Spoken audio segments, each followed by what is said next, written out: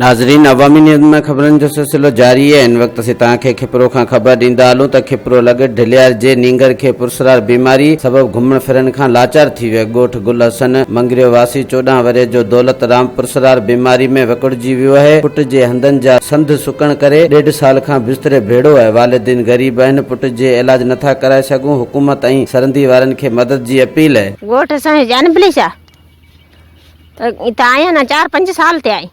मजूर करे आया था, दुकान पे मजूर वास्ते बैठा था। छोकरो मांजो हलतो फिरतो शहर घुमे आ तो, सामान बीजो कुल असांजो ले आ तो, पुटे असां गड चुंडा तो। पर 1.5 साल थई है न, बुखार आयो है, इलाज असां करायो पण उहे फर्क कोई कोनी है।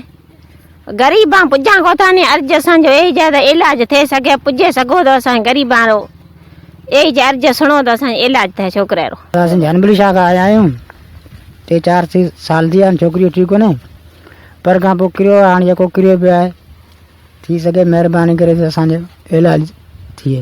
सरकार खां इहो घुरूं, ॿियो असीं कुझु कोन था घुरूं। किन माण्हू आहिनि 5-6 साल थिया आहिनि हिते वेठा आहिनि। नारा कैनाल जी पटड़ी ते पंहिंजे जानबली शाह खां लॾे जीअं आया तीअं ॾुकार जी सूरत में, तीअं ही हिते ई मिसकिन माण्हू मज़ूरी कनि, लाई लाबारो कनि।